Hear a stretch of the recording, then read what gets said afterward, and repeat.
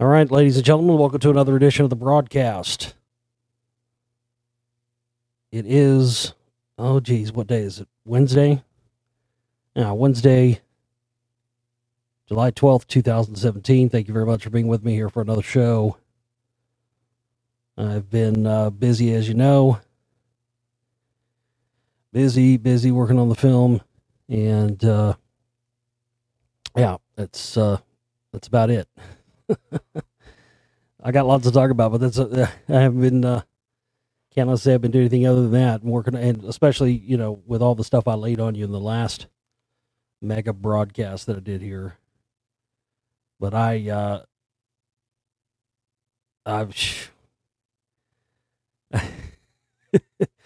whew. Boy, there's been some shit happening. I had to tell you that, man. I'm down this, I'm down that hole deep, just like I've been telling you, man. It's deep. All I ask you guys when you watch this film, once it's done, Spellcasters Volume 2, all I ask is that you hear me out. That's all I ask. Because there's some stuff in here. You're lucky. You're really lucky. And I've been especially lucky, and luck has some to do with it, and most of it has to do with just sheer determination and research and just, dedication to doing the work. That's really the biggest thing. But you're lucky if you get, or you're lucky if you get one. You're really lucky. But, you're lucky if you get one piece of information or one thing, per film or whatever, that's truly like unknown information. It rarely happens. And in this film, I've got, I don't know, three or four things in this that are just strictly not out there. They're just not. I mean, literally stuff nobody's ever figured out and never pieced together and put together before until now. So that's exciting. That's really exciting. I never counted on that. I never thought I'd have. It's lucky to have just one, but this film's really going to be ultimate. It really, as I've said, I am going to continue to make films. I kind of see this, as kind of coinciding with the 10-year anniversary coming up in September. September is both the 10-year anniversary of the show and the 10-year anniversary of my filmmaking, because I released my first film, 9/11 New World Rising, back in September 2007. So, yeah, it kind of feel. I don't know, man. I am going to make more films, but this film kind of feels like a mic drop. I mean, it really does. Like, the end of this thing, I might as well just be me at the end. Once I get all the information, it might as well just be me on a fucking dark stage holding up a Shure SM57 microphone, just drop, boom, and walk off. That should be the end of this movie. Because it's going to be hard to top this. Really. You just never know. You go where the information takes you during the research and all that. So there's no way to ever tell. There's no way I could have ever counted on what I've just uncovered and stumbled upon. And it is, a lot of this stuff is stumbling like that. You're stumbling upon it because you're already onto one thing. And while you're onto one thing and researching that, you inadvertently stumble on sometimes on things that's never been uncovered. And this thing with Fall and, the original one going through the same, the same sort of process that the Fall did, as far as facial reconstructions and all that. It's incredible. I mean, I really uncovered something here, and it's been right under my nose and everybody else's nose the whole time, and no one's ever picked up on it. And I found some new stuff last night. I keep finding more proof and evidence, and I found more last night. Some really, really sort of deal sealing stuff. I mean, all I ask is that you hear me out when you watch this film, because there's going to be some stuff. I'm telling you, there's going to be some stuff, even for me, man, even for for my level, there's going to be some stuff that's going to sound unbelievable to you and impossible and ridiculous even when you first hear it. So all I ask when you watch this film is you just hear me out, look at the evidence. Then if you want to think it's bullshit afterwards or you don't, yeah, whatever, okay, fine, but just hear me out.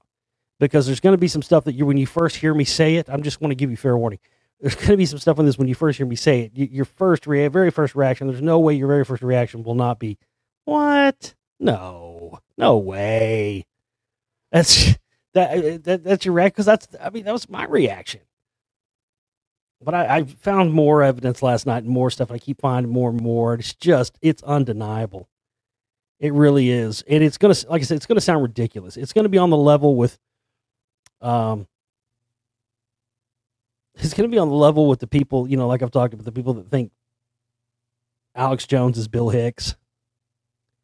And listen, somebody else brought that up again recently on the YouTube video comments or whatever. And listen, I don't subscribe to that theory. I think it's bullshit. I've seen too much evidence for the contrary to believe that. Is it possible? Sure, it's possible. That's one thing. You really have to suspend your disbelief as far as what you perceive to be possible and not be possible when you're looking at this information, if you ever hope to really understand and get it. Because if you merely judge all information that you come across, you're going to miss out on a lot of stuff.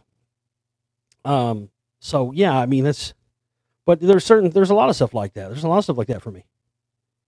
I'm not going to endorse it. There's a lot of info like that. I'm not going to endorse it. I'm not going to get behind it, and I'm not going to talk about it and promote it and platform on it. But I'll give you that it's plausible, and that yeah. So that's how I feel about the Bill Hicks and Alex Jones thing. I don't believe it. I have too much evidence that tells me that that's not the case. And not only that, that whole thing was designed. You have to understand where that originated from. And a lot of that stuff at the time when it came out, there is such a thing as controlled opposition. Scientology has its own controlled opposition. They have their own people out there. I won't name names, but it's not hard to figure out who. When you see these same guys, same people rolled out all the time as the supposed, people who were taking on Scientology. I won't mention any names, Tony were taking. But then you see these guys, they won't touch the real hard evidence against Scientology. They won't even go there. They won't even bring it up. And in fact, they'll talk shit on you like you did to me for bringing up certain things. That's controlled opposition. That's what they do. They appear to be, that's why they put these guys up there in positions of where they're, given credibility or alleged credibility. It's just like they do with the conspiracy theorists and other people. They put these people, the figureheads, up there. And then when someone brings up a piece of information that person, that figurehead, whoever doesn't cover, well, then it's easy just to say, well, if that was true, then so-and-so would talk of it. That was true, Alex Jones would talk about it. You see what I'm saying? That's how they make these phony figureheads. And then that's how they gatekeep real information from coming out, because they compare it to these people who've been established as these figureheads or the experts of any particular subject or topics. And then anything that runs contrary to that, they can easily dismiss it by just saying, well, that wouldn't be true because so-and-so would talk about it and this, that, and the other. And, well, he doesn't speak about it. So, but absolutely, there are a lot of things, again, that I don't, a lot of theories, a lot of ideas I don't endorse, I don't get behind. And I don't think I get enough credit for that sometimes.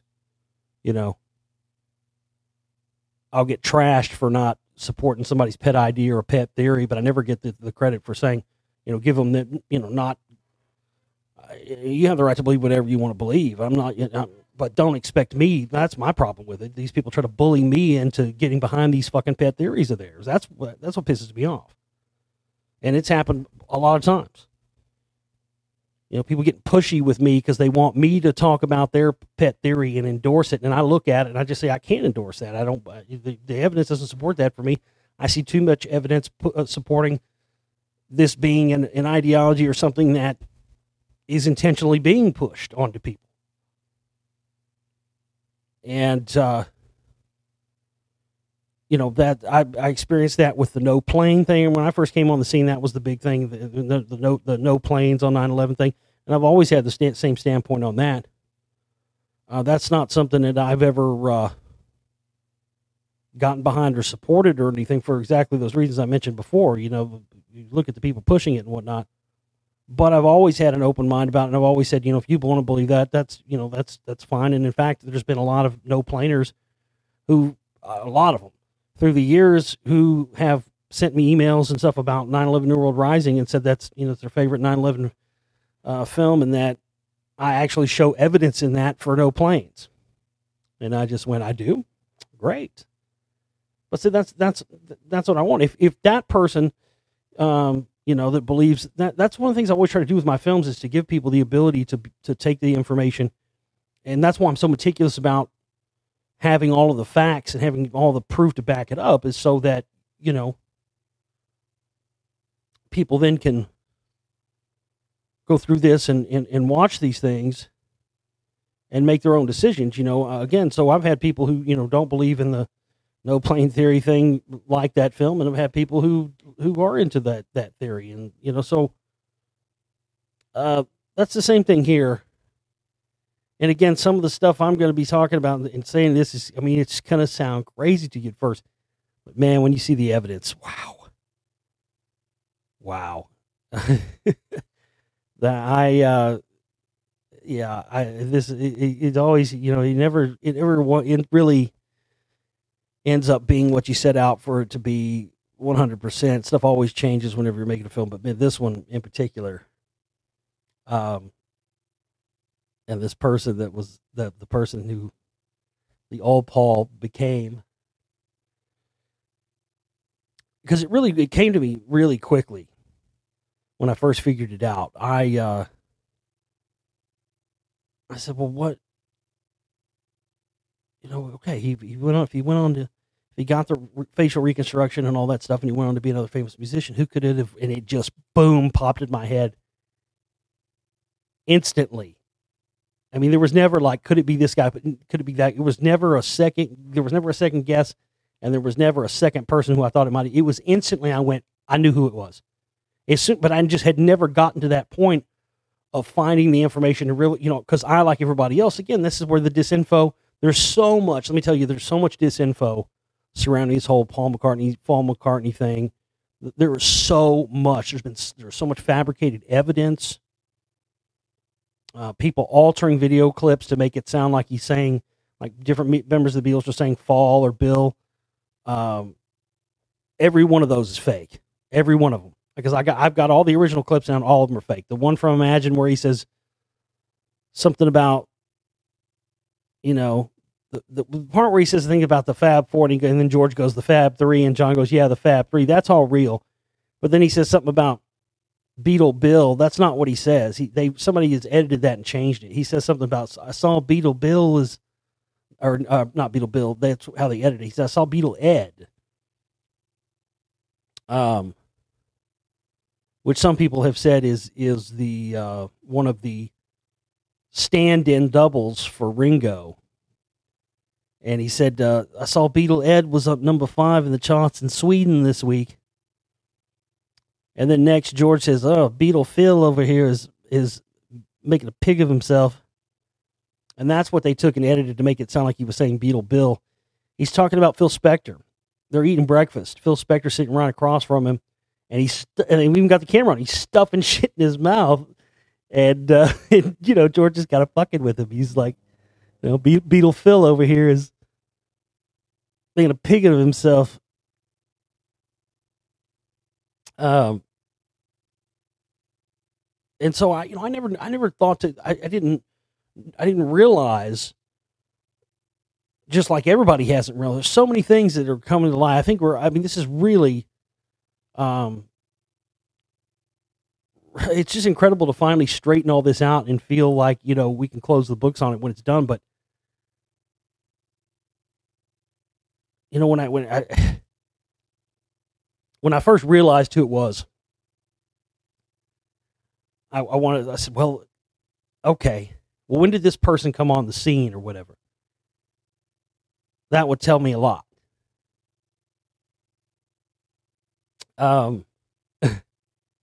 And that was really my first clue that besides the fact that the songs and whatnot,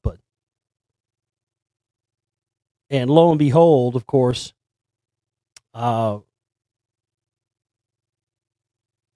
that person coming on the music scene coincides exactly to the month of the time, or really very close, right in there, exact within a month or two. Well, it depends on how you look at it. Because there's a lot of varying viewpoints on this. If you're not familiar with this, you can hold the cover of Sgt. Pepper's Lonely Hearts Club Band. You can hold it in the mirror. It does this mirror reverse thing where there's a clue in there. And it has 11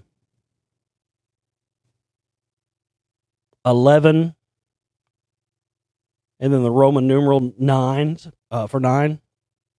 So 11-9. Which for us would be, in America, would be November 9. So there's a lot of contention there. Some people believe it is November.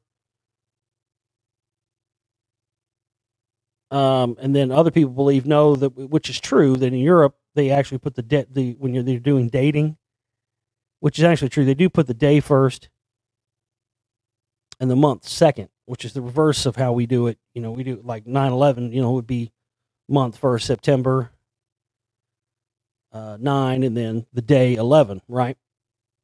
So when you put it in the mirror, it says 11-9, he die, and it's got a fucking it's got an arrow pointing right at fucking McCartney.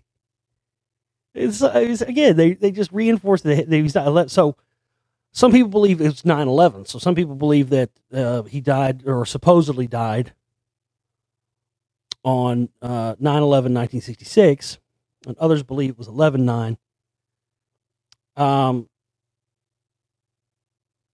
So if you believe that it was 9/11 when the original Paul supposedly died, then who the original Paul actually became came on the scene 2 months later, November 66.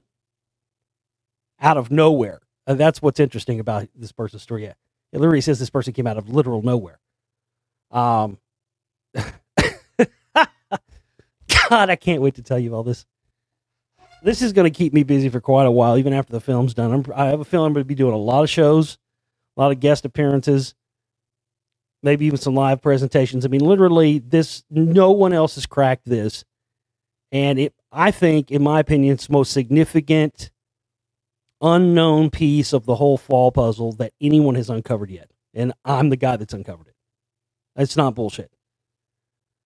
And, it's like I said, I keep finding more and more pieces. Found a lot more pieces last night, and lots of stuff in there. I mean, they were essentially. Now when you look at it, you're going to see all this stuff through different eyes when you hear what I have to say. You really are. It's all going to come together and make sense to you, and you're going to see that they were really telling us all along. I mean, they've just been waiting for us to figure this out. I'm wondering what the official, because I'm sure, believe me, there's going to be a lot of people saying and calling me crazy. There's going to be a lot of denial of this, but the evidence is pretty overwhelming. But at the same time, it is an outrageous claim. It's even more outrageous than Paul McCartney was replaced by, somebody else. Because I'm not only saying Paul McCartney was replaced by somebody else, I'm saying the original one didn't die, and he also became somebody else.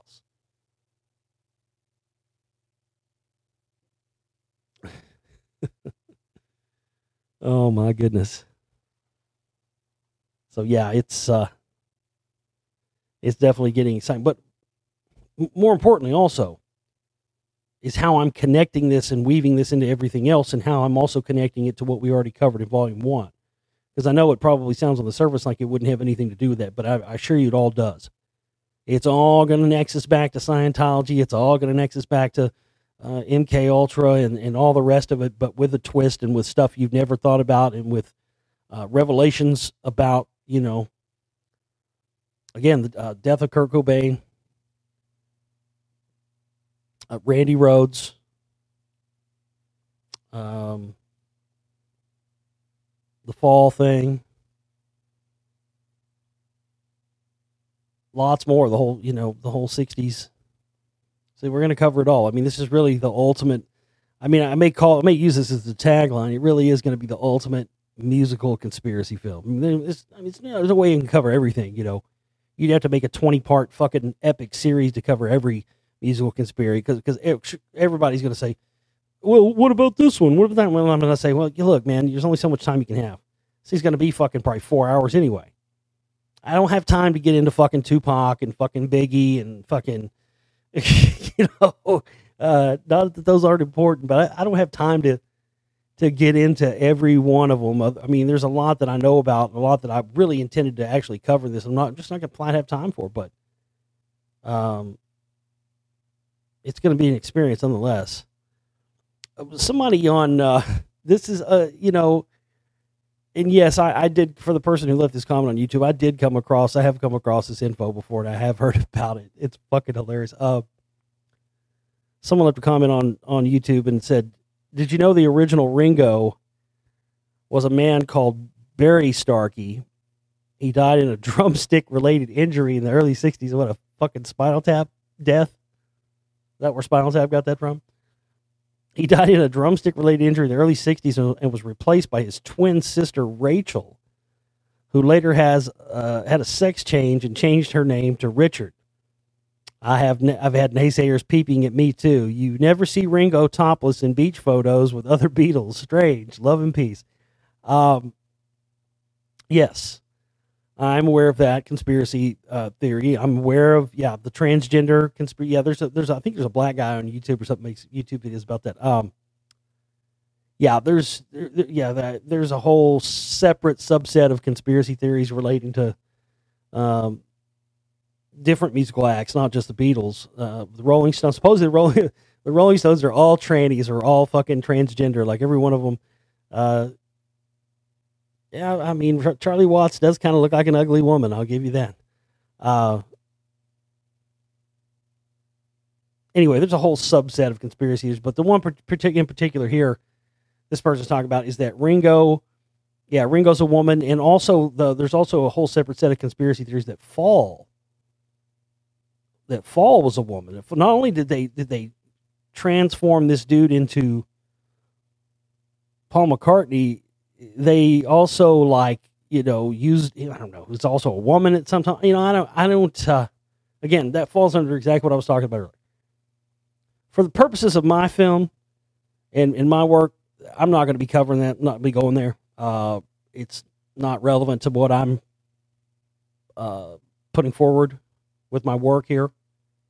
But again, hey, yeah, it's possible. It's definitely possible. It's possible that, I'm telling you, again, I'm not going to be doing the Ringo thing either, but there have been multiple onesies, but they were using different people and stand-ins even before anybody got replaced or any of that. But I've seen the same thing said. What did you say about the topless? You never see Ringo topless in beach. I saw somebody in a video where it was like it was like fucking Fall, and you got to remember he's 5 years older than the the original Paul, and this is proven in Magical Mystery Tour where he says that, and it's also been proven in other places. But yeah, but during Magical Mystery Tour, he says that. He says, yeah, I'm 30 years old, right now, but real Paul would have been 25 at that time.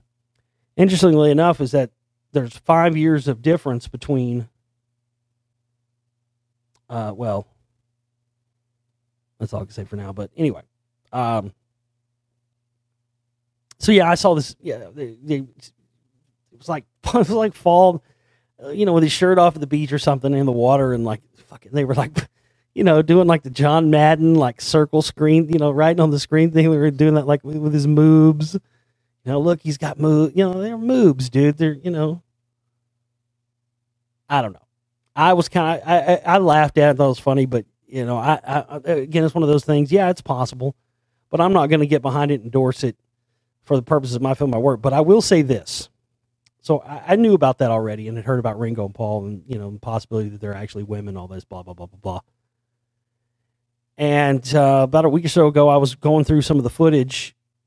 It was old Wings footage from Paul McCartney and Wings from the 70s, right? And they were at some concert, and they were like backstage, like horsing around. Like Paul was in another room, and there was like a dressing room where like Denny Lane and some of the band member guys were there, and they were like horsing around, throwing a frisbee around in the back, right? And they're filming all this. Well, Fall comes like, they have like an outside shot. He's like coming around the corner, and he's coming around from some other backstage area and coming into the dressing room, right? And it was just like perfect. I mean, you couldn't have planned it. If you did a million takes, you couldn't have done this. It was purely spontaneous. It wasn't planned. But right as Fall comes around the corner to walk in the dressing room, like, hey guys, what's up? Walks around the corner, comes right as even before he even came around the corner, and it was Denny Lane, Denny Lane launches his frisbee towards the entrance to the dressing room. Because they're just back there throwing it around, whatever. He didn't know anybody. He didn't know Fall was coming around the corner for sure. He was just throwing the frisbee. So he perfect time throws it hard, right in the direction of the doorway, and right as it gets to the doorway, Fall walks in. And he walks right into a direct cock and balls nut shot from that fucking frisbee. Now, plastic back in the 70s, that shit, man, it didn't play around. It wasn't like it is now, it's flimsy shit. That plastic back then was fucking thick, hard shit. Dude, he launched that fucking frisbee. Fall comes around the corner, and that fucking frisbee went wham. Now, guys, back me up on this. You know as well as I do. If anything even remotely gets within 3 or 4 feet of the twig and berry region, it can be, the vibration alone can be enough to make it hurt. You know that. Now, imagine taking a full-on, we're talking a full speed, probably from like 10 to 15 feet, maybe 20, at the not very far away. He comes around the corner, Fall takes a direct cock and balls fucking frisbee shot and does not flinch. He doesn't flinch. He doesn't blink. And it was full on. And I saw that, and I had already heard the stuff about them thinking he's a woman, Ringo's a woman. And I saw it, like, by God, Fall does have a big old lippy puss down there, doesn't he? By God, he does have a big old lippy puss. He got a big old lippy puss down there. So yeah, at first I was kind of like, I don't know about that. I saw that clip, like, dude, there's your proof right there. There's your smoking gun. I need to send to that black guy on YouTube. That's your smoking gun right there, buddy. Put that one in your video. There ain't no man alive. I'm telling you right now, there ain't no man alive. I don't care how big or how small your junk is. It gets anywhere within that vicinity. The vibrations alone from the impact of that frisbee on your leg or anywhere would have been enough to hurt. Dude, he takes it full on right in the middle like he's got a uterus. By God, he does got a big old lippy puss down there. Fall's got a big old lippy puss. Oh, my goodness. So, and yeah, I think Linda McCartney might have had a penis, too. Really, I saw her in some of those old clips. She's got a really low, manly type of voice, and it seems that she has an Adam's apple, almost like Man Coulter does. And then you'll see her in other clips, and it's like, I guess they were living in, Scotland or England or whatever. And she's kind of, it's like she's American, but she's kind of talking in a British accent. It's so fucking annoying. Ugh. Oh, and that trite music. It's interesting, too. Go watch Let It Be, like I was telling you. Listen to Fall, he's doing that, that long and winding road, long, long time ago. And then like 2 years later in Wings, that voice he's gone through the transformation more, you can see, because these guys, this stuff is ongoing. Once when they the perception is that once they changed over these new characters, the transformation was complete. No. You can see that both with replacement Fall and the original Paul, with who he went on to be, that they were augmenting them and changing their looks to disguise it more and more, going on for years. And I'll show all the photographic evidence and all the stuff in the film of that. But by the time both the replacement Paul Fall and the original Paul, who went on to become somebody else, both had vocal surgeries to dramatically change the tonality of their voices. And you can hear when you watch that Wings footage from the 70s, none of that low stuff that he was doing, like, really in the heart of towards the tail end of the Beatles, when Fall was really, doing all the, hear my daughter and all that. His voice on every song in Wings is in a totally different range, constantly, all the time. It never wavers from. He never goes back to that low era of voice. You could see how they literally changed it and transformed it because they didn't want any traces of this guy's original, which you can even hear in a lot of the early stuff. When the earliest footage of Fall and stuff, he's talking in a Scottish accent because Fall was Scottish. And you can pick up all the Scottish dialect, and then you listen to some of this newer stuff. I mean, at some point, even the whole Liverpudlian accent is gone. And then later, where he's older, all of a sudden it's back again. And in particular, when he's doing interviews specifically talking about Beatles information, if you watch some stuff where he's talking about different subjects, his voice will be different. But again, that guy was a master voice. He can do a variety of different voices. When you watch Let It Be, he does probably 6 or 7 different voices just in that. And you can really see that he's working on these different voices. There's like a scene where he's at the piano and Ringo walks in. Of course, as we mentioned, Ringo's real name is Richard Starkey. And he walks in and he says, "Good morning, Paul." And he says it kind of in just kind of a sarcastic tone, like you can tell, he's not really, he knows this guy's not really Paul.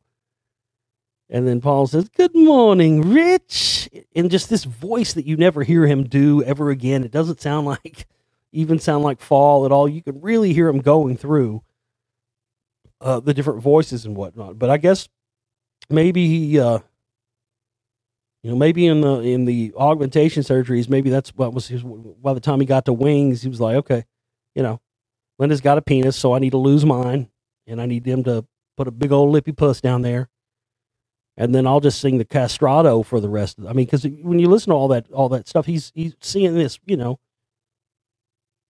like and all this real high pitched stuff, and you hear him. He goes back and forth between it. Also wanted to mention that I talked about the stuff with Aleister Crowley and how I was trying to suss that out. If I had people out there that had information, I did finally figure all that out. But I believe it's another piece of disinfo, because the story is supposedly that, okay, so after they quit touring, after the Beatles decided to quit touring, they all kind of went off and did different things. John went to Maria, Spain, and filmed this movie called what was the name of it? Something War. Anyway, it was like a war movie. And Ringo kind of went and hung out with him. And then Paul went to Africa. And was it Zimbabwe or wherever he went?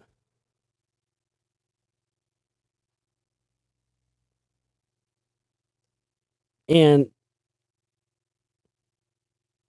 you can really see you can really tell in those photos and that footage from him on that trip that, it's not the same guy. You can see where that was the point of when they did the insertion, if you will. The old Paul went out. Well, supposedly what went down, because I'd heard this stuff about them doing some Crowley ritual down there, and Mal Evans, who was like their roadie and stuff, was with him and witnessed it. And because I mean, who would go on a vacation? Who would go on an African safari vacation and take their roadie with them?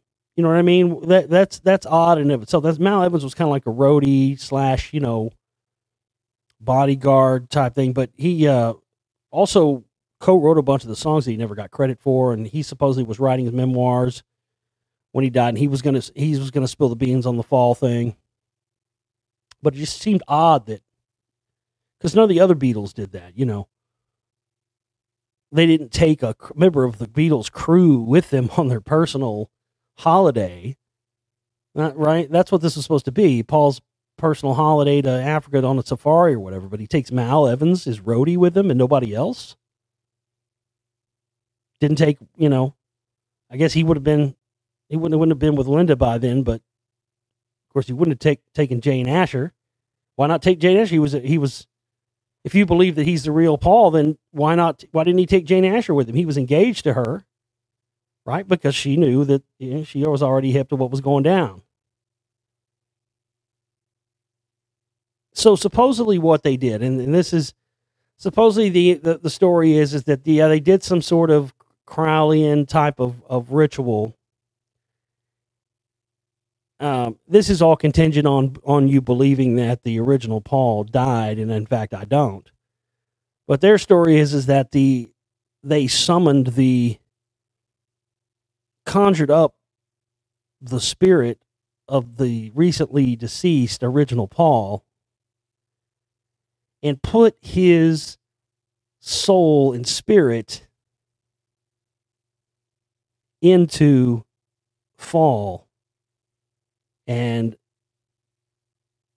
that Fall now channels him and has the original Paul in spirit and soul inside of him, and can access it and use it in his role as playing the new Paul. Now, do I believe that they went to Africa and did some ritual? Yes. But based on my research and my evidence, because again, there's a lot of this, right when a lot of times when you start to think you're finally getting to the truth, you're just at another point of disinfo again. So no, that's not what they did. What they did was, it just period, point blank, just to not sugarcoat it. It has to do with Scientology, the same stuff as Scientology, the same stuff I've talked about in Volume 1, and this, the same thing that going through the different levels of Freemasonry does. And if you go up each successive level of Freemasonry, all of the rites and rituals and everything. That's why when you look at the rituals of Freemasonry, and each time you go up a level, some people may not know this, but I doubt everybody does, so I'll say it. But as you go up each level of Freemasonry, to get to each degree, in other words, to complete one degree, to get to the next, each one of these has its own rites and rituals that are associated with it. And it's some real what in the queer's going on in here type stuff when you look at it. I mean, it is. It's just goofy looking, it's dressed up in costumes and just weird stuff. And sometimes, men have on women's wigs, and it's weird stuff that when you look at it, you're just like, what is this? But then you realize that these are very specific rites and rituals, and they have to be performed this way in order for them to believe they get power from it. But each one of these things, and each one of these degrees successfully, as you go up, opens up your subconscious. And L. Ron Hubbard Jr. really put it really clearly. He really put it the best I've ever heard anybody put it, especially in terms of Scientology and black magic. And he says that, when you perform a black magic ritual, you do the ritual, you perform it, and it's done. You do it, you did a ritual, boom, there you go.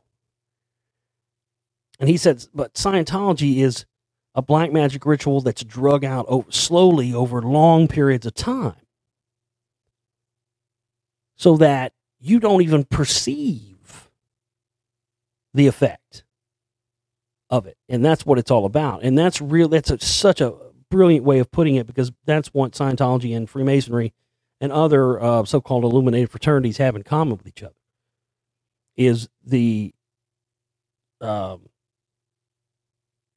you go up the degrees of Freemasonry, also I'll tell you another religion that appears that way as well is Mormonism, because Mormonism is a Masonic religion as well. It was only founded so they could practice Freemasonry in secret.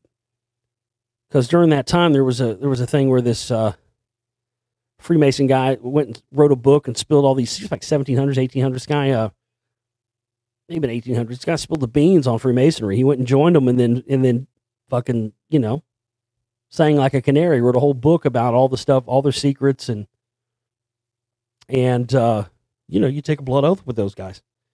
I mean, if you join them and you sign up and you take the blood oath, they take it seriously. So they went and cut this motherfucker's tongue out and killed him, and so that sparked a huge backlash against Freemasonry in the United States for a long time, and it was outlawed. It was banned. You could not practice Freemasonry for many years in the United States, which later got overturned. But at that time, the Morgan Affair, I think was what it was called, is what they call that. But yeah, Brigham Young, Joseph Smith. I mean, they founded Mormonism was founded so they could practice Masonry in secret. And because I remember telling somebody one time that was Mormon about Freemasonry, and they were freaking out because they were like, that's exactly what Mormonism is. He's got successive degrees that you go up, but with each of these successive degrees, it's slowly opening up your subconscious mind till you get to a point eventually where you are basically a fully controlled demonic entity. And it's debatable whether or not that person even knows it or not. I think certain people at the highest levels do, because they strive for that. But that's exactly what it does. So that's kind of the equivalent of what they did with Fall. He didn't have the soul of the original Paul McCartney put in him. He had the spirit of some sort of demon. And we'll show the connection to, Scientology and the rest of that stuff in the film. That's all I can really tell you for now. But it's just fascinating to see how much disinfo there has been. And I can't believe nobody's. I mean, I guess probably somebody has, but nobody really talks about the connections with Fall and the Manson murders. That's another thing we're going to be connecting in this. There's no question about it. Charles Manson was a patsy. Just got to point blank put it out there. That's another one of those insane, crazy sounding things. It just sounds like a shock to you. Yeah, Fall had something to do with it. He at least, at minimum, had these people entranced and coerced and got them to do it, and they set up as a blood ritual and set up Charles Manson. I mean, why do you think that guy? I mean, the guy never pulled a trigger. He never did any killing, but yet he's in prison for the rest of his life. There's a reason for that. Very interesting. I mean, you've heard that Beatles song. It's on the Abbey Road. 1, 2, 3, 4, 5, 6, 7. All good children go to heaven. It's not debated. It's actually a fact, admitted fact, that prior to, you can look this up. This is a fact. Prior to the Manson murders, when they were at Spawn Ranch, where their enclave or whatever, Paul McCartney did go and visit there. He went and visited the Mansons before all that stuff went down. That actually is a known fact. And 2 years before the White Album comes out, there's those lyrics painted on a wall. 1, 2, 3, 4, 5, 6, 7. All good children go to heaven. And then, I mean, this is just wild. And of course, Manson said it was the Beatles that made him do it. You know, Helter Skelter was talking to him and told him to do it and all that. And I know there's probably some people think, oh, well, that's not proof of anything. Well, maybe not, but this is another part of this whole saga I've got to weave into this thing is the thing with Badfinger. That's a whole nother big part of this thing is the whole bad. I mean, you got Badfinger, you know, Pete Ham. I mean, that's one of the parts in this film we're going to be talking about is the 27 Club. That's another big part of this whole conspiracy is the 27 Club, and all these different celebrities died at 27, not an accident. And Pete Ham was one of those. Pete Ham was the guy from Badfinger.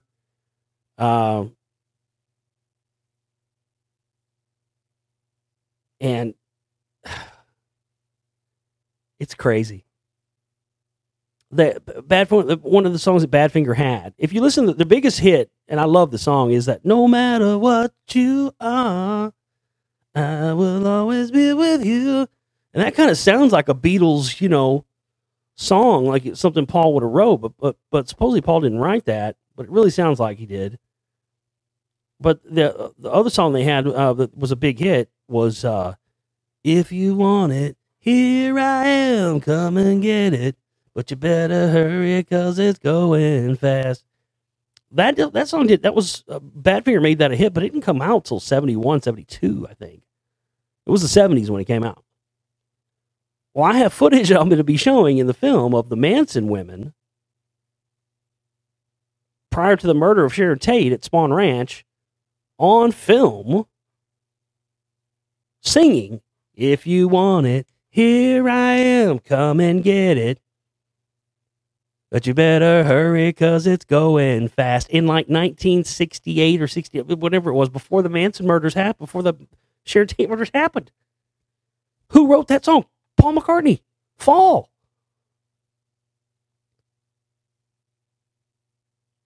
So that, along with the 1, 2, 3, 4, 5, 6, 7, all the good children go to heaven lyrics being on the Spawn Ranch wall. Also, they found, after they went to Spawn Ranch after the murders happened, they found Scientology material all around Spawn Ranch. And in fact,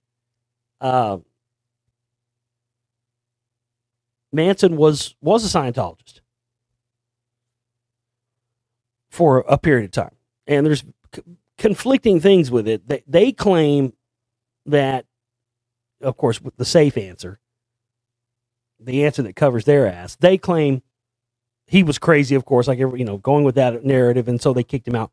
But according to Manson himself, he quit. And you want to hear his priceless solid gold reason for quitting Scientology? It was too crazy for him. Let that soak in for a minute. Soak your feet in that for a second. Scientology was too batshit for Charlie Manson. But yeah, I mean, Fall was there. It's not debated that he was there. You know, the whole thing with hooking up. I mean, you know, they were recording. Manson recorded a record at the Beach Boys' house in the Beach Boys studio. That ties all in with all this as well. But yeah, Fall was again, that's why they wanted one of their people in there. He was an intelligence asset, and he was pushing, you know, that was his job. I mean, again, it was that whole, I talked about it last time on the show, the whole thing with the squeaky clean image versus this,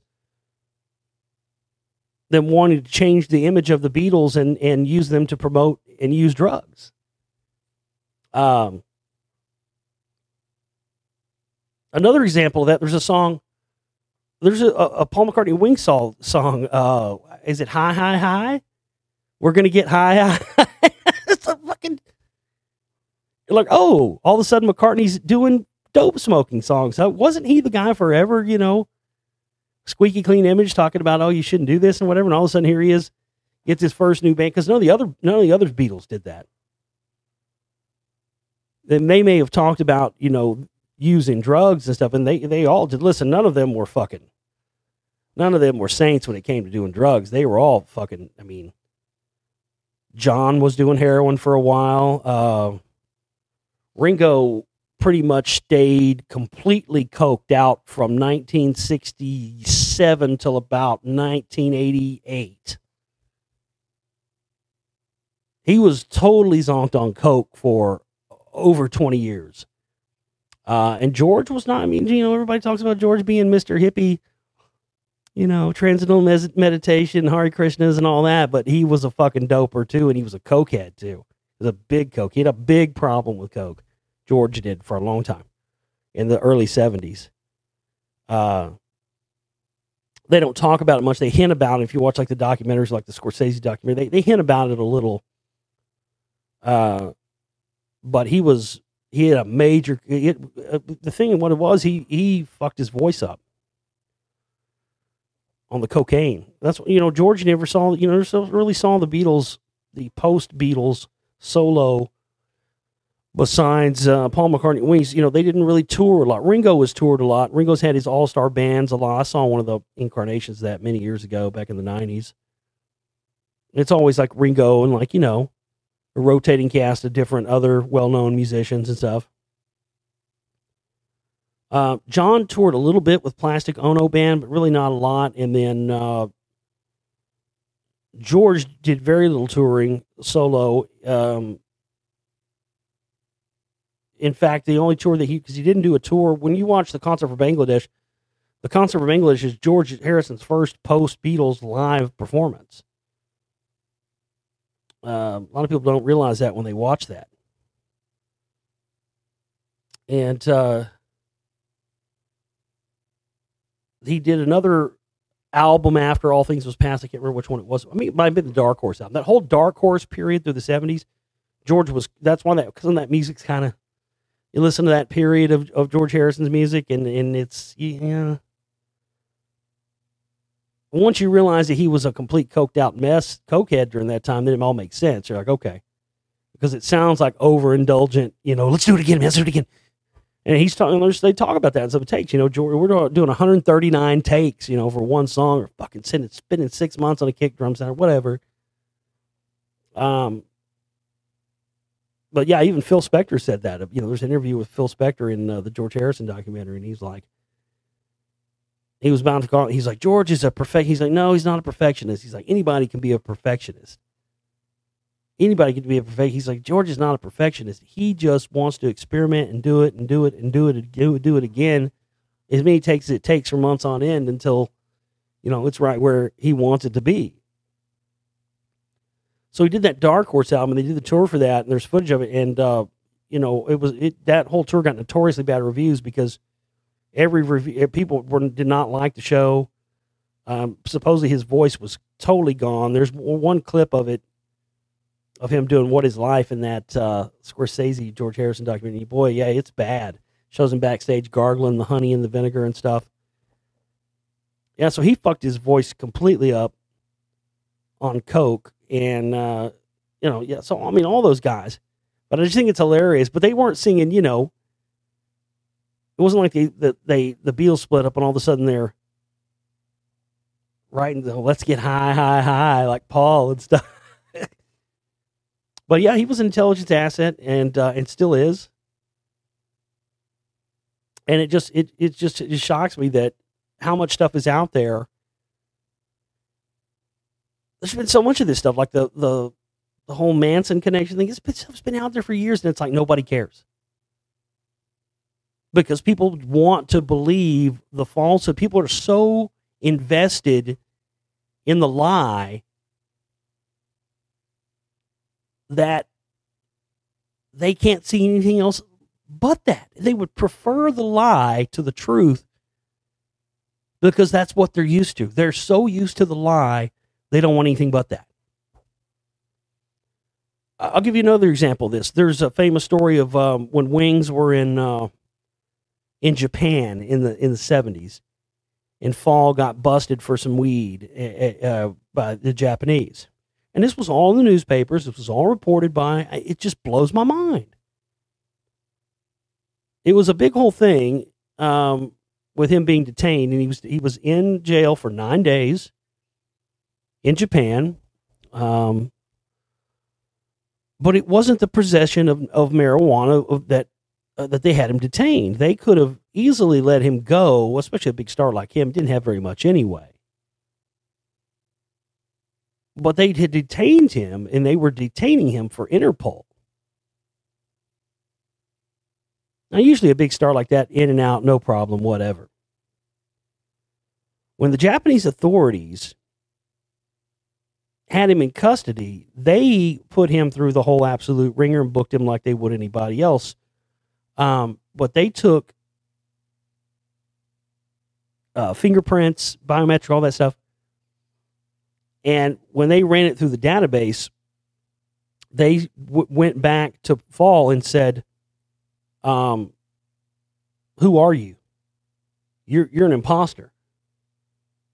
They started running his information through Interpol, and his fingerprints and data did not match up with the Interpol database, and they were on their way.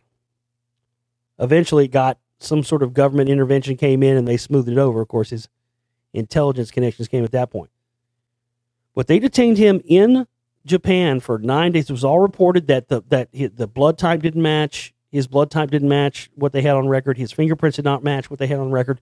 They literally knew that they had an imposter, and they reported that this guy was impersonating Paul McCartney. And it got reported on, and it was in the news, and yet people have just ignored it like it never happened. So again, as crazy as this stuff sounds, I know it is all going to be come back and wrapped around. Once you see the way I'm weaving into the film, you'll understand this a lot better. I had a question. We were going to have, would have been great if people would have participated on my birthday, July 6th. That's why I haven't done any shows since then. I've been working on the film and just kind of said fuck you to everybody else, because I'm not going to. I mean, that's another thing I'm going to tell you on the show. I'm not going to sit here and deliver free information out there to people anymore and not get supported for it. I'm not going to do it. I'm worth more than that. I've put in the time, the work, the years, the hours. I've dedicated myself to this, and you haven't. So I'm just not going to give all this away anymore. We're going to be selling individual shows of each individual show every day for $3. We'll put up partial shows on YouTube, or you can get a subscription and $10 a month, $60 for a year, whatever you want to do. But we're not going to give all full shows away for free anymore. I'm just not going to do it. So we were on my birthday, where we're going to have the 10-year anniversary, not money bomb, but IED, improvised economic device, and try to raise our whole goal for our 10-year anniversary fundraiser that lasts until September, to the actual date of the 10 years, so that we can get new equipment for both for the radio show and for the filmmaking stuff. I mean, I'm working on old equipment here that really is probably going to die any day because it's so old. And, we want to not only be able to continue for another 10 years, we want to continue this, on and take it to another level. But, you got to have equipment upgrades. You got to have stuff like that. And we just don't make enough in from the films and the radio show and stuff to be able to buy new equipment ever. So that was our goal. And I was going to do shows throughout the day. I had all this stuff planned. It was going to be great. And everybody that, contributed up to a certain amount could ask a question. But it was a total bust. So I just said, fuck it. I'm not gonna get up here and on my birthday, no less. I'm not gonna get up here and work and sweat and do all this for people who don't even appreciate it anyway. And I'm not gonna do that anymore. We got that. I mean, I've been doing this long. As long as I've been doing this and the work that I've done, and the amount of films and audiobooks and all the stuff I've produced, there's just no way we should be barely even making it and wondering, week to week if we're going to go under or not. Not with the amount of listeners that we have. So, I've got to do what everybody else has had to do. Partial shows, you want the rest, you got to pay for it. That's the way it is. You don't like it, go to somebody else. But I can guarantee you're not going to find the stuff that you find here anywhere else. And that's the goddamn truth. So I wanted to answer a question for somebody who had a question, who contributed, Michael. Michael said, you mentioned you had may read a question on air. Mine is, what are your favorite bands slash music influences, and do you go deep into researching them often, as well as Queen, Oasis, etc.? Any bands, any recent bands too? Well, that's a huge tough question. Wow, do a whole show just on that alone. I don't know. I think I've been pretty open about what my favorite bands are here. You know, favorite bands of all time: Black Sabbath, Rush, Queen. Yeah, Oasis. Trying to think, but as far as there's tons of bands I like so much. So I'm not going to sit here and go into all the stuff I like because I like a lot of shit. Um,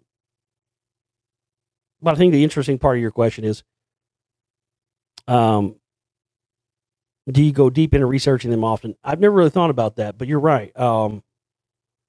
Yeah, I guess it's kind of I guess you're kind of inadvertently psychoanalyzing me here, but excuse me, but I guess I'm like that with anything I'm into. Yeah, I'd say so. I never really thought about it, but yeah, I was kind of like that when I was a kid too. When I was younger, yeah, when I get into something, I'm into it. That's just part of being, I'm a Cancer, so it's kind of part of that. But when I don't like something, I don't like it, and you're not going to sway me on it. Sometimes I could be swayed, but very rarely. Um,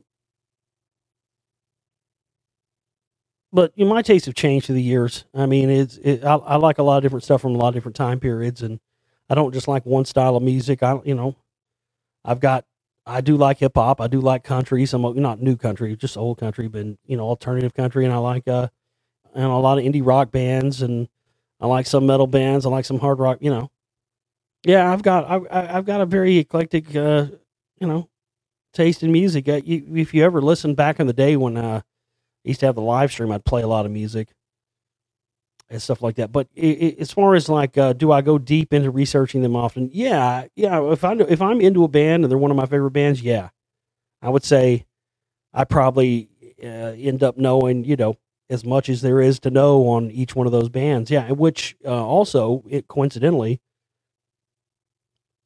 is how I figured out the whole original Paul thing, because well,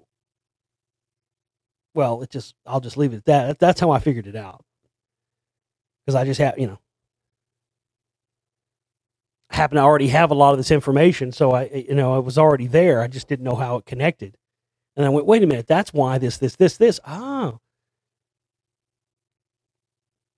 so definitely, yeah, that's come in handy. I think more in this film than it ever has, because I've some of these tidbits and little bits of information and stuff that I've had for just in my brain for years and years and years, and not really having any context for them or knowing how they connect or their relevance or anything. That does happen. Yeah, I mean, there is stuff like that. I guess in the case of Queen too, a lot of stuff I figured out there, and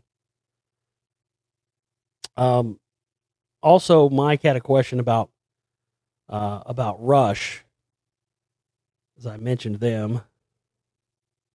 Another one of my favorite bands. Can you recommend me some Rush? I love 90% of the bands you mentioned, but I've never really given Rush much time. Well, here's the thing. To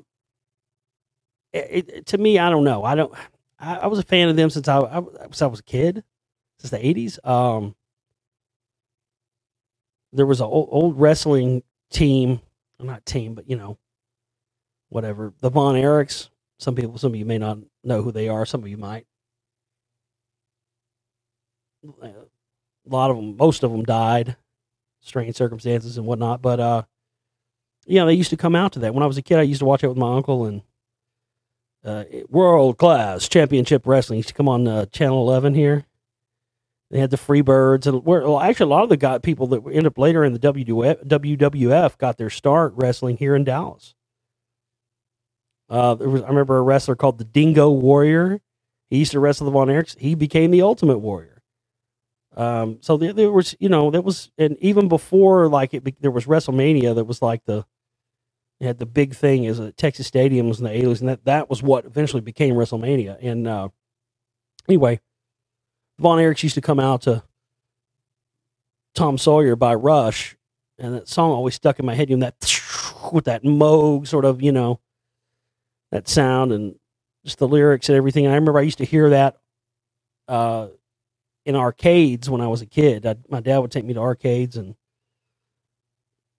I was a huge video game freak, when I was a kid too and stuff. And so I'd always go to arcade. I remember that being, I can still remember like the smell of like late 70s, early 80s, the smell of like, because they had these pizza joints back then, they had like Pistol Pete's here in Dallas, these different places where, you could take the kids and they had like, stuff for kids, but they also had like beer and shit for the adults and, jukeboxes and stuff and pool tables.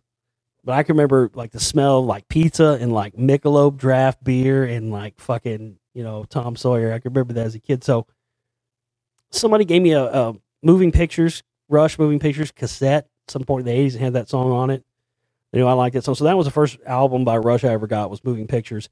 It's definitely their most commercial album. It's their, mainstream breakthrough album, really. It's their biggest selling, highest charting album.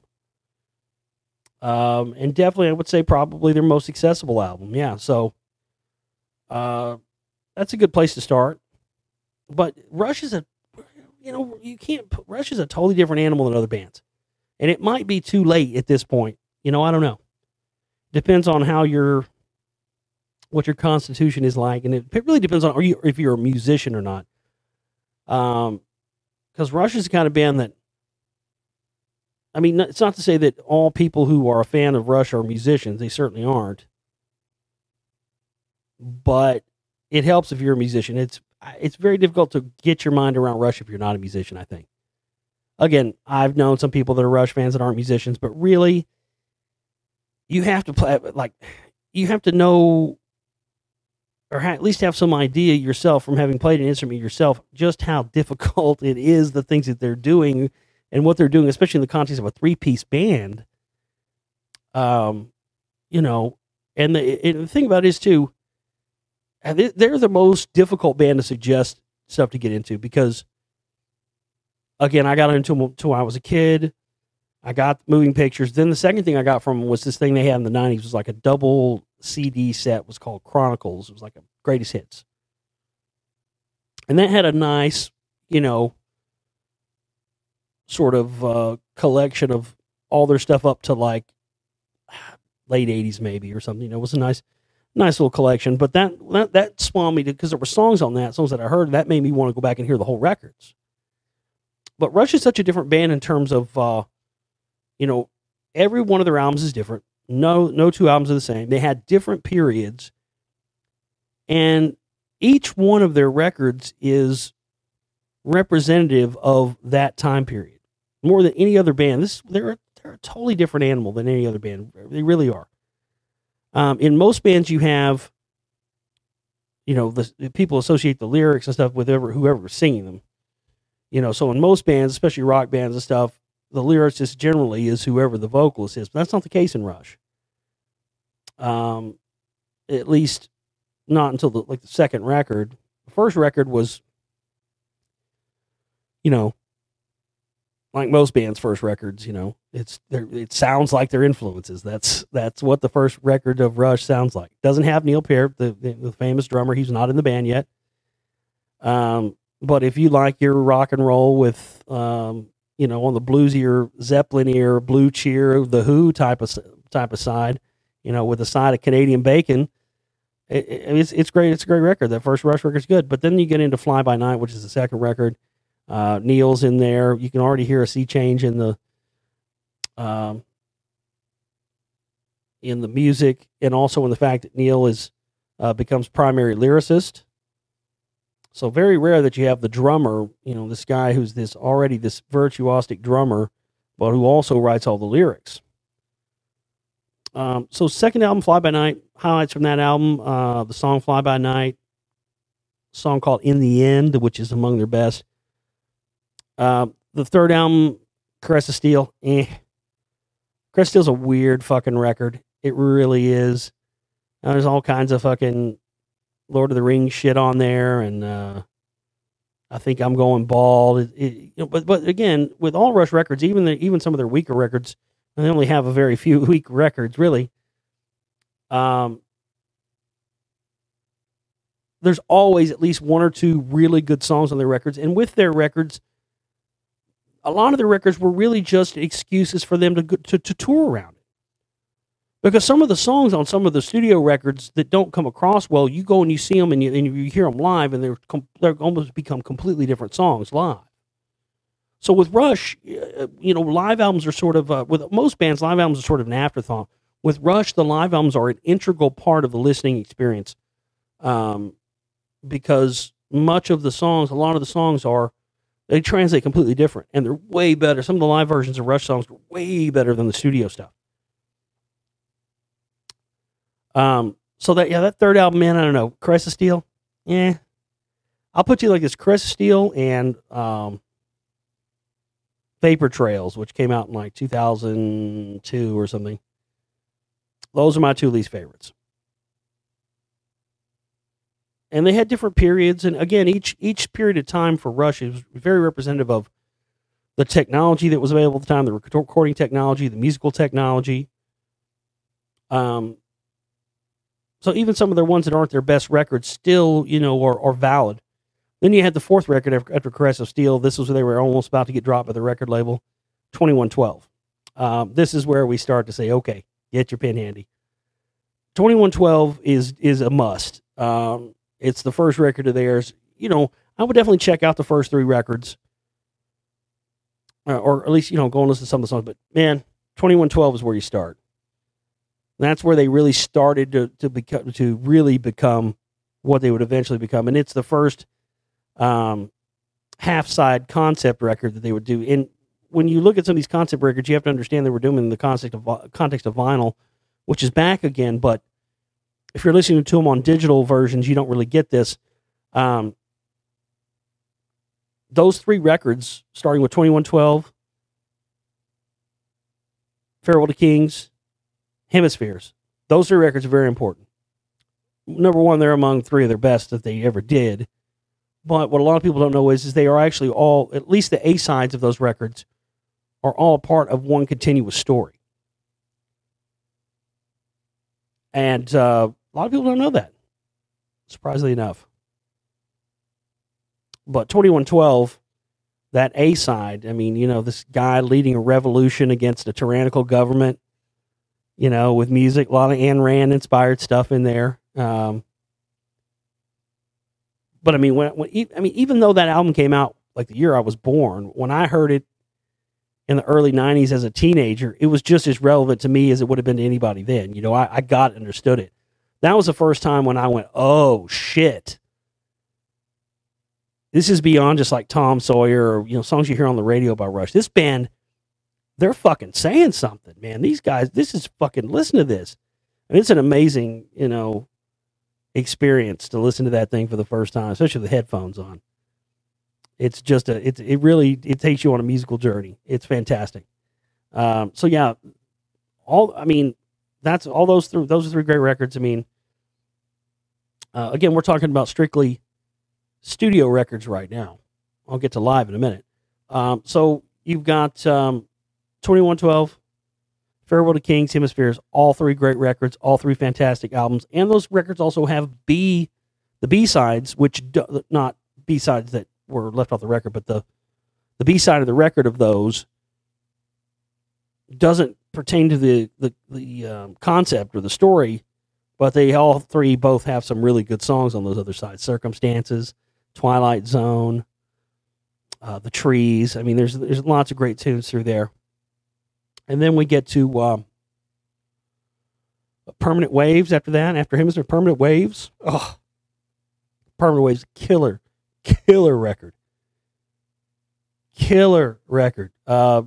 They've kind of gone away from the longer form songs at this point, trying to get into more compact, smaller songs that can fit easier on the radio and less conceptual pieces.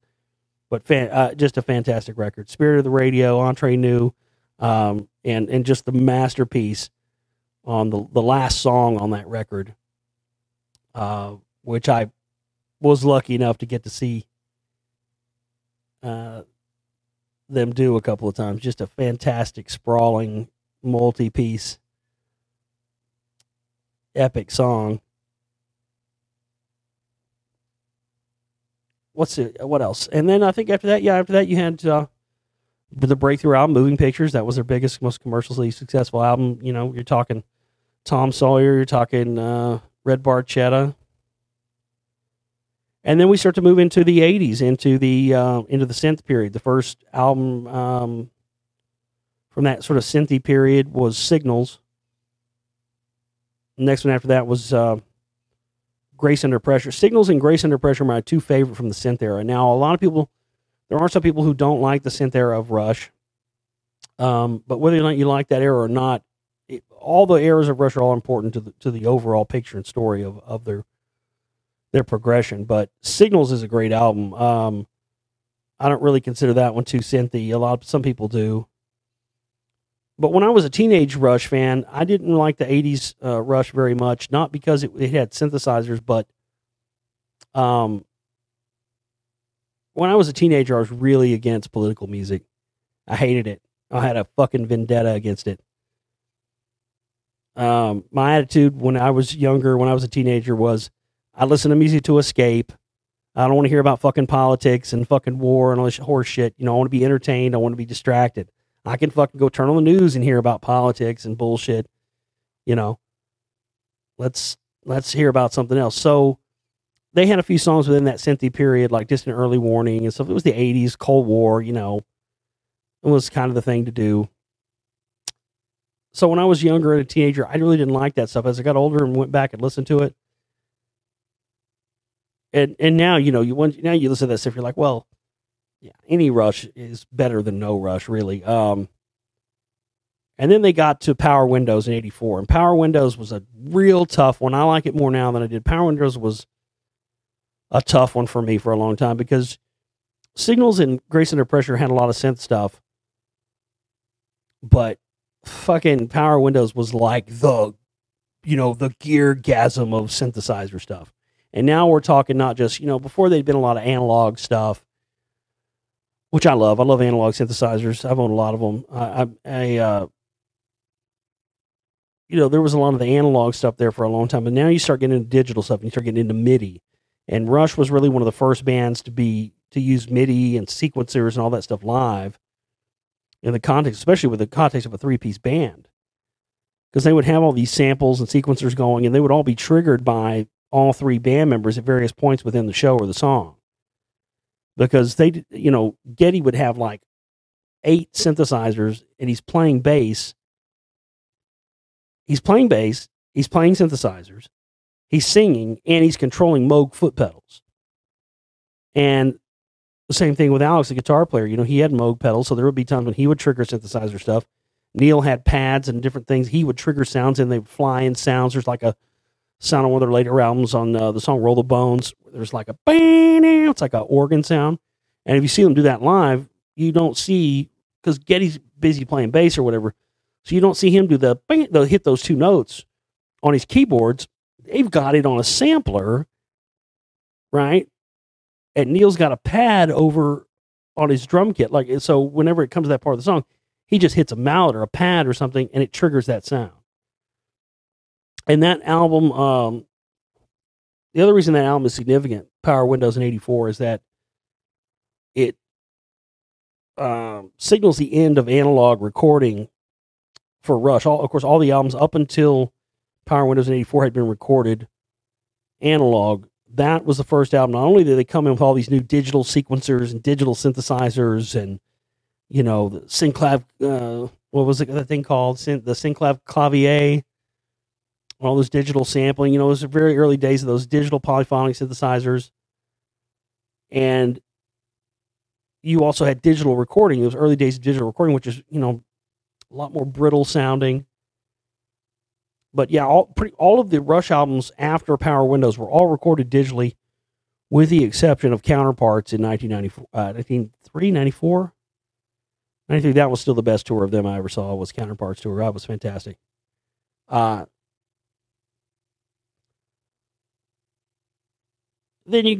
after Power Windows, you got Hold Your Fire. There are some good songs on Hold Your Fire, but there are also some of the worst songs Rush ever did were on Hold Your Fire too. Tai Shan, I mean, just some total skippable junk on there. But then again, if you watch the concert footage from that tour,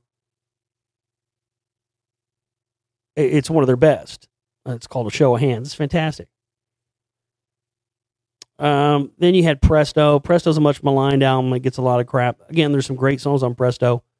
The song Presto is amazing. But that, again, it's that digital era, that real 80s sort of soft sounding recordings, no warmth to everything. Everything was brittle and, but it was very much of the times. And it's just kind of how it is.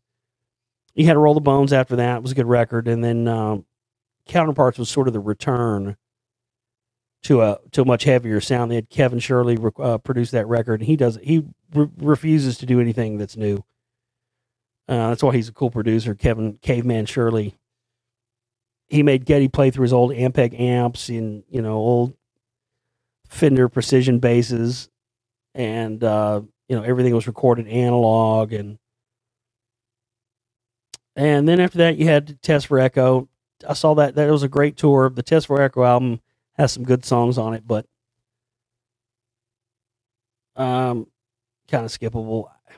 And then after that, you don't have very many more after that. Vapor Trails. Vapor Trails is one of my least favorite records. I didn't see, that was the only tour that's pretty much the only, that one and the final tour, I guess what's now going to be the final tour, the 40th anniversary tour. Those are the only two tours I missed since Roll the Bones in 91. I saw every other tour in between that time. And they remixed, because Neil had this thing happen. Because there's some weird stuff surrounding Neil. I don't have time to get into all of it now, but I mean, he lost his daughter in a very suspicious one-car accident in Canada. Very suspicious. There's very little information about the actual wreck itself. I've tried getting police reports. Very little information is available. The only thing that anybody knows is that she was in a car. She was coming home from college or something. She was in her car and she wrecked and died. But there was no other car ever. Someone essentially ran her off the road and killed her. For what reason? There's lots of speculation. There's people that speculate Neil's been involved in some sort of MK Ultra stuff. I don't know about that. But a year later, after almost a year to the day, his wife died of cancer. And he just, as you would do in that situation, completely lost his shit. So they didn't know if the band was going to be around for a while. So when they came back after not being around for a while, Vapor Trails was the album they did. And it was kind of hastily assembled at the time. I didn't dig it. I didn't like the way it sounded. I didn't like the songs. They subsequently, a couple of years ago, remixed it finally and re-released it. And it sounds marginally better than it did, but not one of my favorites. And then after that, you had Snakes and Arrows, 2007. That was a great record. And then their final studio album, Clockwork Angels. Then you got the live albums. If you get the very first live album they ever did, All the World's a Stage, then you get Exit Stage Left, then you get A Show of Hands.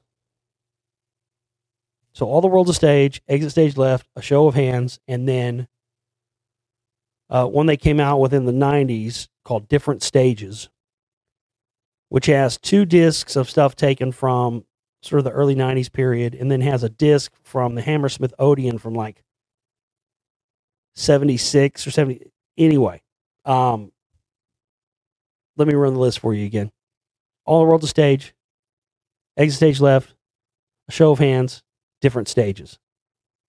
Those are essential live albums. If you get just those albums, even if you don't get any studio albums, if you get those and you listen to all that, you're going to have that's probably the best representation of Rush, especially live, that you're going to find. It really is fantastic. But again, they're a difficult band to get into, man, if you're not, at this stage in the game, I don't know. It's amazing they've continued to pick up fans. I mean, I remember when I went to my first Rush show in the early 90s, as a teenager. I was sitting next to the guy. Oh, this is your first show, man? Dude, I've been to every show since Hemispheres in 77. And then eventually you find yourself being that guy. It's crazy. I remember sitting next to like 8 and 9-year-old little kids, man, that are, oh my gosh. And they're singing, they know all the words. So I don't know, they seem to always constantly pick up new generations of fans, but I don't know how much that's going to continue if they're not going to be touring anymore, as they say they aren't. So, it may be late to it may be late to get to the party on Rush, but they've made some fantastic music. And if you're a player and you're somebody that's into the technical elements, man, they've got it. They're there. But somebody else asked about Wilco. I like Wilco. Wilco's another story, though. I actually got into them. Remember I told the story about the record store I worked at and the fat woman fell down the stairs at the fucking Weezer laughed at her. Remember I told you about that? I thought about this not too long ago because I was watching, it reminded me of it. I was watching it was Beavis and Butthead or something like the videos. And it reminded me of how I got into Wilco actually, because I worked at this store and I got employee of the month or something, and I got these 3 promo CDs. They were like advanced copies of the CDs before they were released, and I remember I got like Radiohead, The Bends, and something else, and then I also got this. I just liked the way that cover looked. It was Wilco AM, and the CD thing was white. The tray of it was white, and it had this like old timey radio on the front. So I got the CD and it sat there for months and months. I never listened to it. I got it for free. And then I was watching Beavis and Butthead back in the day, and this song comes on, and Beavis and Butthead, like for once, they didn't trash it. Usually that kind of music, they would trash or whatever. This sucks. Change it. And I was like, what? And I liked it. It was the song Box Full of Letters. I was like, gosh, I like this. It's like, and then it said the name Wilco, and I'm like, wait a minute, don't I have that? So I had the disc. It had been sitting there for months. This is 1995, so I listened. I was 19 years old. I listened to it, and yeah, I stayed a fan all through. The next album they came out with after that was it Being There or something like that? Yeah, that was a great one. One of my favorites, double album. And then they came with, they did the Billy Bragg thing after that. And Summer Teeth. Fucking masterpiece that is. And then after that, of course, they did right around the time of 9/11. I saw them. Crazy story. I saw 2 concerts. This was funny. At the time, I was playing some different local bands, and I, had a completely different group of friends than I have, now or whatever. But no one knew 9/11 was going to happen, so I'd already made all these plans. So I actually went to 2 concerts in that week after 9/11. And both of them were crazy experiences because people just were not going out. Everybody thought the world was coming to an end, But I saw the White Stripes before they made it real big at all. I saw them at Trees in Dallas 2 days after 9/11. September 13th, 2001, 2 days after 9/11. There was like maybe 50 people there, and I knew like 25 of them. I'm not kidding you.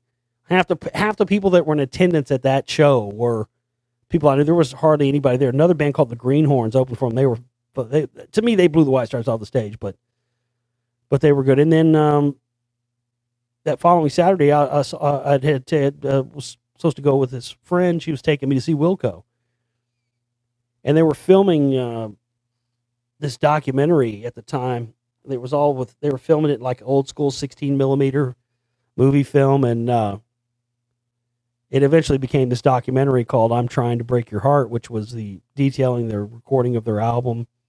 We didn't make it in the final cut, but that was just the saddest, weirdest show that I've ever been to, because everybody was just in a down mood because of 9/11 had just happened.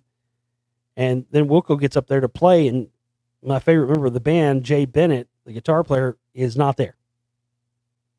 And I'm thinking, what the fuck's going on here? You know, first we got 9/11.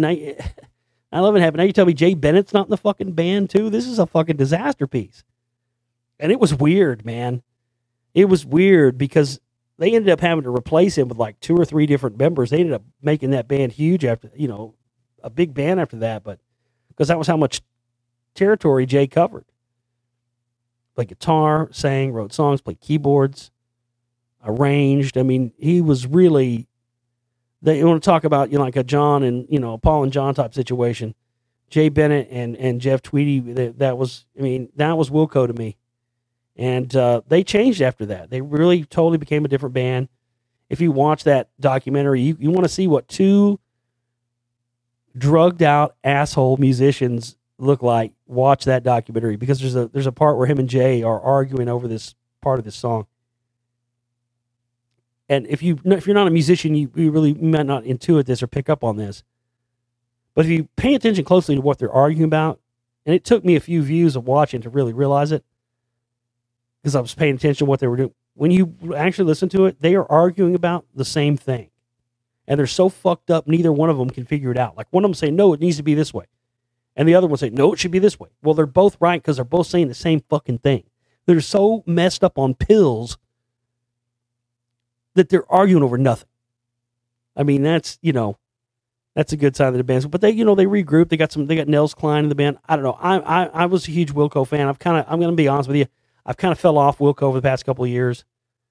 The last few albums they've come out with, I haven't been a big fan of, and they pissed me off a little bit. They pulled some of that political shit that makes me mad. Remember when that Religious Freedom Act thing that was going on a couple of years ago in Indiana? Well, Wilco was scheduled to go play in Indiana, and they said, they pulled some titty baby move. We're not going to go play in there till this Republican, blah, blah, blah, this Religious Freedom Act thing. And I'm thinking, come on. You know, I'd already given them a pass when they played at Obama's inauguration thing, you know. I was like, okay, he's from Chicago, they're from Chicago, all right, you know, give them a pass, whatever. But dude, they were willing to go shit on their fans and not go play a show for their fans in a state just because some politician in that state was trying to make some law they didn't agree with. I mean, that's complete horseshit, dude.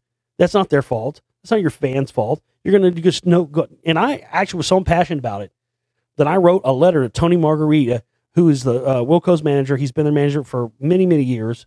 I've talked to him at a couple shows in the past and stuff. If you ever want to talk to somebody in the band or you want to meet somebody, that's who you go to. Go find Tony Margarita. He'll put you in touch with whoever.